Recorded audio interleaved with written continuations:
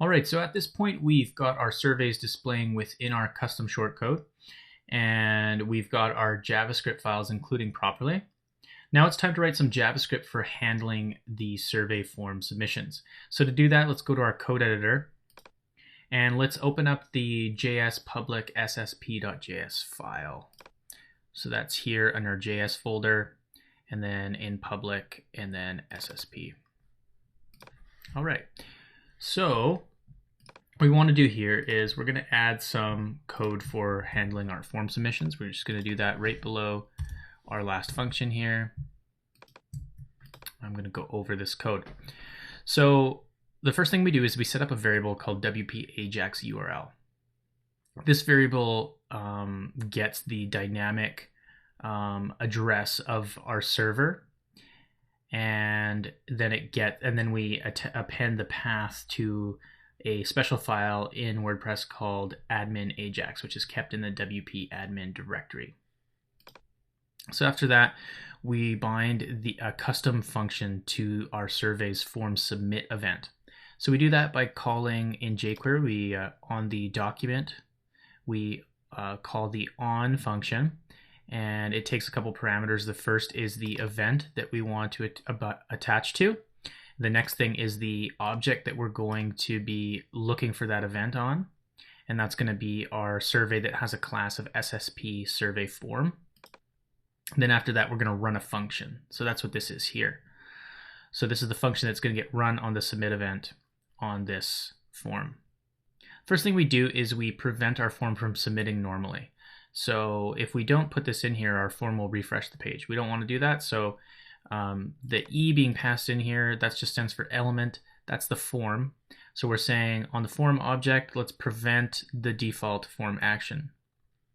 Next thing we do is we set up a variable, and I'm using $signs for variables that contain values which are jQuery objects. So that's why I use the $sign here for form. So $sign form is equal to, and then we get the current jQuery object by calling this, using jQuery and then passing this into it. That'll give us a jQuery object of our form. Next, we get the survey. So that's going to be the HTML in our form that has a class of SSP survey. And we do that by searching within our form now, calling a jQuery function called closest, and then we say, give us the closest HTML object that has a class of SSP survey.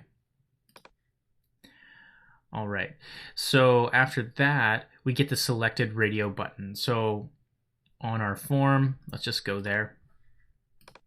So if we go to pages here in WordPress and then view our surveys page, we've got these radio buttons. Okay, so to determine which radio button is being selected, that's what's happening here. So what we do is we find the input that has a name that begins with SSP underscore question underscore, because we named all of our inputs like that.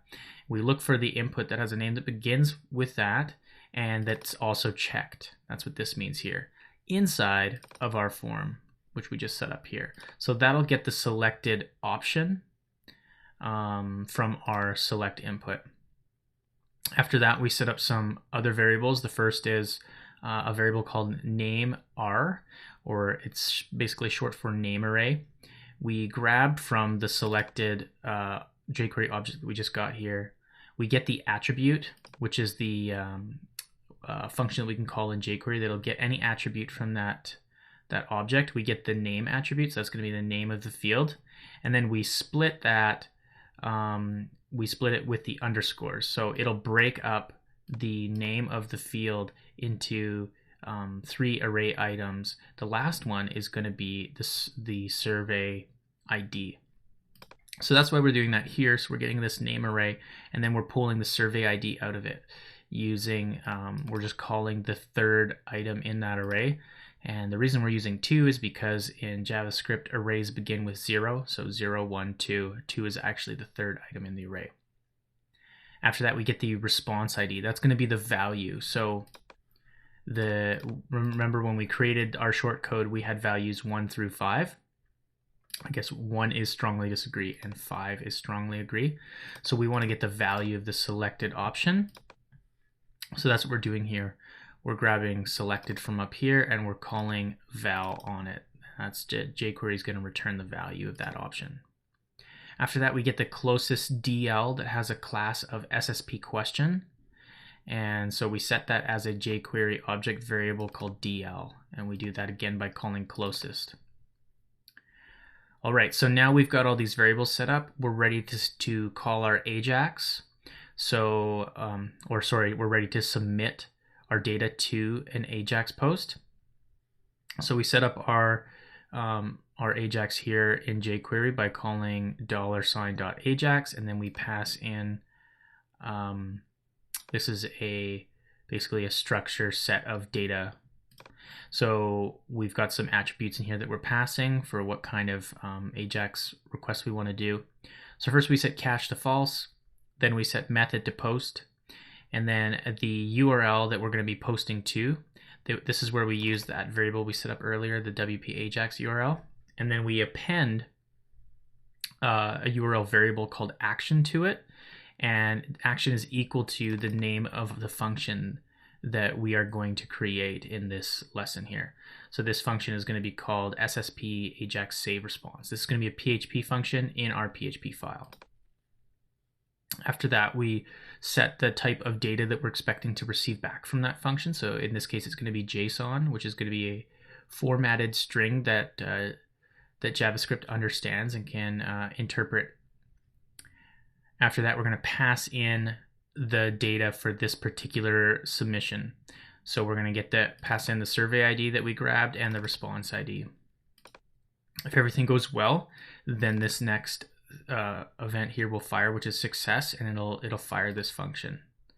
Okay, so what this function is going to do right now is just return a response, the response data in our JavaScript console for debugging. So we're going to use our function SSP debug to do that, and then we're also going to display an alert message with the message data that's going to come inside that response. If something doesn't work, then we're going to, this is going to get fired here, error, and it's going to run this function. And this just passes in some of the error data. So we're just using SSP debug to output that in case there's any errors. All right, so make sure you save that file now. So now we need to add that function that we were calling in our AJAX request there. So let's open up our PHP file for our plugin, and let's navigate to section 5 actions, and let's add a new action here below 5.2.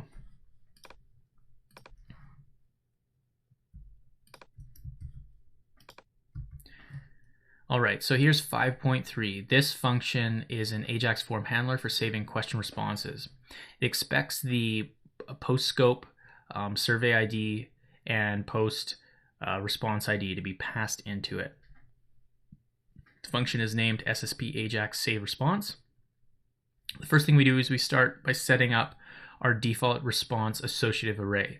So we're going to call it result, and it's an associative array with 3 items in it: status, which is default to 0, message, which is default to could not save response, and survey complete, which is default to false. Then we do a PHP try statement here, and then we try to save our data to the database. So first we get the survey ID and the response ID from the post scope, and we're using a shorthand if else here. We're checking to see if post survey ID is set. If it is, then we're going to return the value of that as an integer. Otherwise, we're going to default it to 0, and we do the same thing here for response ID. Now what we do is we are going to run a new function, which we'll have to create yet, called SSP save response, and that takes into argument survey ID and response ID. That's the function that's going to be responsible for actually saving our result to the database. So there's going to be some SQL and stuff in that function, and we'll look at that in just a bit. The result of that is going to be true or false, and it's going to get saved to this variable called saved. So if our variable saved is equal to true, then we're going to run this code here below, in which case we're going to use WordPress's get post, and we're going to pass in the survey ID to get the post object for our survey. Then we're going to compare that object there to check to see if its post type is equal to SSP survey. So it's a valid custom post type SSP survey.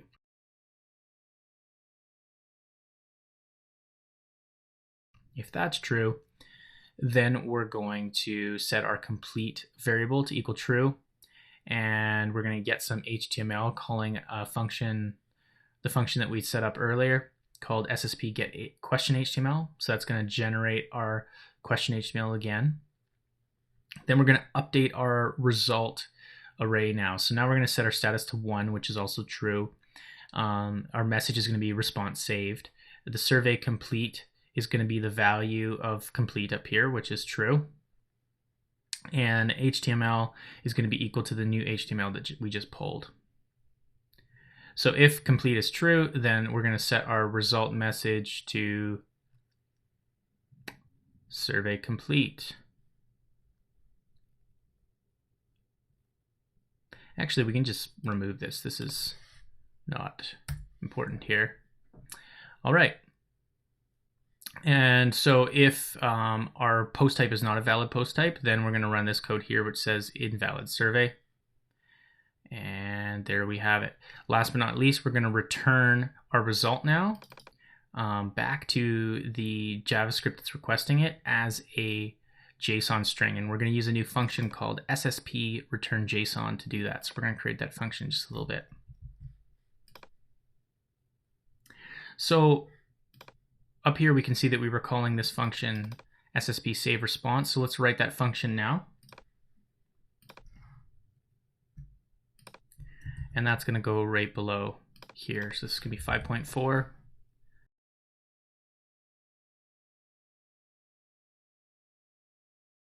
And again, it's called SSP save response. So again, it takes those two arguments, survey ID and response ID. First thing we're going to do is we're going to pull in WordPress's global WP-DB variable. And we covered what that does in an earlier lesson. So that's WordPress's database class that allows us to interact with the database. And then we're setting up our default return value to be false. So inside of a PHP try statement here, what we're going to do is we're going to first get the current user's IP address by calling a new function that we're going to write called getClientIP.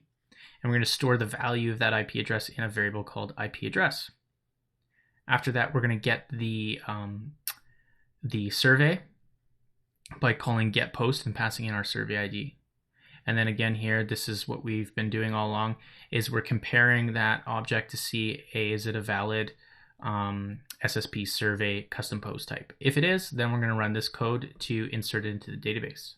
But first we get the current timestamp, and we do that by calling, we create a new datetime object in PHP by calling new datetime. We set that to a variable called now.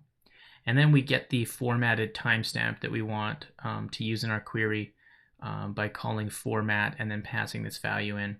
And we save that as a variable called TS for timestamp. Next, what we're going to do is we're going to write our SQL for inserting this response into the database. So we're running insert into, we're grabbing the WordPress database tables prefix from the WP-DB object here, and we're appending it to our custom database table name, which is SSP survey responses. Okay, so then now we're going, these are the columns that we're going to be updating. So IP address, survey ID, response ID, and created at. Next, we're going to pass in the values. So these are going to be pointers to the variables that we're going to pass in. So this first one is %s means that the first variable we're going to pass in, we want you to format it as a string. And then %d means as a decimal. So it basically, WordPress is going to make sure that the data coming into our database is the right kind of data by using these here. So we've got a string, a decimal, decimal, and then a string. And then we're adding this here as well. So on duplicate key, update the survey ID. It's going to update it. So instead of if it tries to insert this and there's a duplicate, it's just going to update the duplicate record or the original record instead of throwing an error. So that's what that does there. So here, the next thing we're going to do is prepare that query. So this is where we actually pass in the variables that are going to fit into these spots here. So we, on the WPDB class, we use the prepare function and we pass in first our SQL text, and then we pass in the values. And these values are going to be in the same order that we included them here. So IP address, survey ID, response ID, created at, and then survey ID again. So that's why these are included in that order. Okay, so now that we've prepared that query, we can run it. So we're going to use WPDB query, and we're going to pass in the SQL. The result of that, if it's successful, is going to be the ID of that record. So we're going to store that result in a variable called entry ID. So now we check to see if it was saved successfully by looking at entry ID. So if entry ID is not null, it's going to be true. Then we have an actual integer value here. We're going to run this next part, which basically just sets our return value to true. That means everything's worked. And then in our catch here, we're calling a new function called SSP debug. And this function is actually just a lot like the function that we wrote in our JavaScript. And it's just going to write a debug message, basically, for us for debugging purposes. And at the very end of our function, we're going to return the return value, which is going to be either true or false, depending on what happened. All right, so as we just pointed out, this function save response calls a few new functions that we need to write yet: the get client IP and the SSP debug function. And also up here, the function that we wrote before that calls a function called SSP return JSON. So that's going to return that formatted JSON string for JavaScript to handle. So let's create those new functions now. Let's go to our helper section. And after our last helper, 6.2, hit return a couple times. Okay, so we're going to add the return JSON function. So this function is pretty simple. It takes in the PHP array, and then it formats it using a PHP function called JSON encode. And then it stores the formatted, newly encoded JSON string in a variable called JSON result. Then we use PHP's built-in function die, which will output the JSON result and then stop any PHP processing. Also, die and exit, actually, they do the same thing, but I'm kind of paranoid, so I called them both just in case. Okay, so now let's create that other function, the get client IP function that gets the client IP address. So we can add that right below this one here. So it's going to be 6.4. This function makes its best attempt to get the IP address of the current user. So this function is actually borrowed from an example online. Basically what it does is it looks at a bunch of variables to see where it finds an IP address, because there's a few different places where an IP address could be stored. So I'm not going to review this function in detail, but you can see it just basically does a check. If this variable exists, then set that as the IP address. If it doesn't, then look at this one. Does that one exist? Then set that one as the IP address. So that's pretty much what it does there, and it returns that the resulting IP address. Now, lastly, let's add that debug function called SSP debug. So we're going to add that to the miscellaneous section of our code here, section 10. So navigate to that, hit return a couple times. So here's that function, 10.1. This function writes an output to the browser and then runs, then kills PHP's processing. So it takes 3 arguments: message, data, and die. So this is a lot like our function that we wrote for our JavaScript, except that we're taking a third argument called die here. The first argument is going to be a text message that we want to write to the browser. The second argument is going to be basically anything. Could be a variable, could be an array or something like that we want to display as well if we want to look inside some data. And then the last one is die. That's whether or not we want to stop all PHP processing after we've displayed this message, or if we want to continue running code. So data and die have default values. Data is set to false and die is set to true. So it'll automatically stop PHP processing unless we set die to false. But the only value that we have to pass in here is the message value. So what our function actually does here is it echoes a HTML pre-tag, which is just going to help with formatting of the data that's going to be displayed. Then we check to see if there's more than one character in the length of the string of the message being passed. And if there is, then we echo that message with a line break, an HTML line break. After that, we check to see if the data is being passed in. So if it's not equal to false, then we do a variable dump using var dump, which is a PHP function, to dump that data to the screen. And lastly, we close our pre-tag. And then if die is true, then we stop all PHP processing. Otherwise, this won't run here. So that's our little debug function. So lastly, what we need to do is we need to add a hook for our Ajax function that we created earlier. So this function up here, SSP Ajax save response. So let's go to our hook section. So why do we need to add a hook? Because we're going to be calling this function from our JavaScript that we just wrote. Well, we actually need to add permissions to allow our public site to access this through an Ajax request.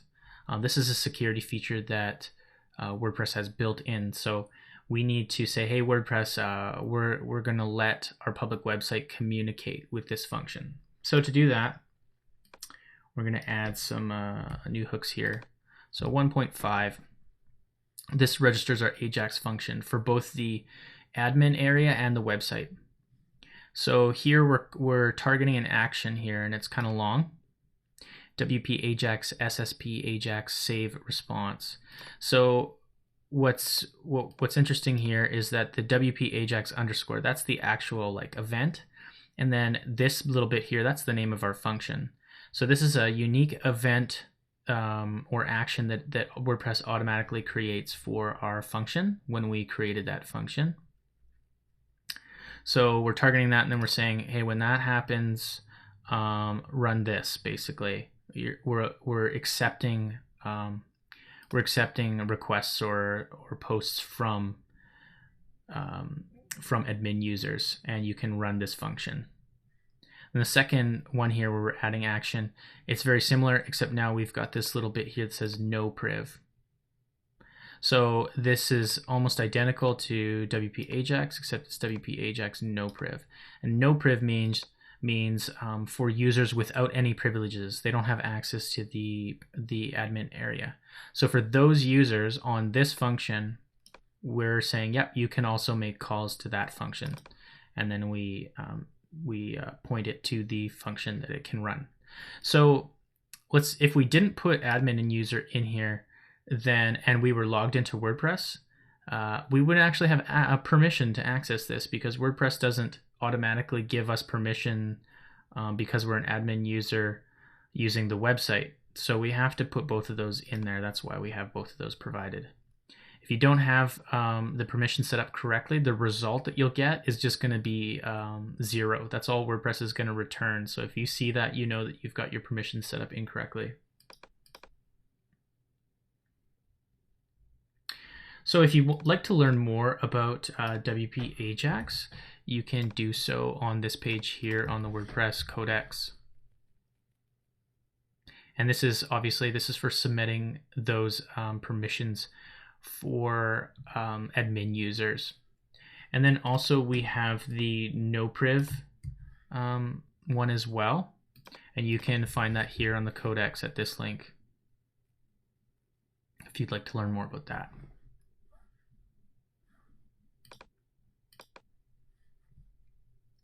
Okay, so now's a great time to update our table of contents. So let's navigate to the table of contents section, and let's add in the new stuff that we just added. So firstly, we added a new hook, 1.5, for registering our Ajax functions. And then we added a couple of new actions. Let's just put those in there.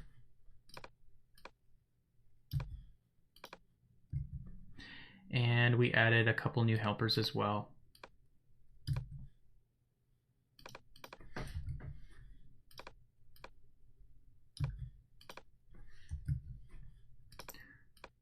lastly, we added that new miscellaneous function for debugging and put that in there.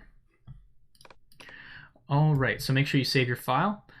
And now let's go to WordPress and let's navigate to our pages here, and on surveys, let's click view. So here we are on our surveys page.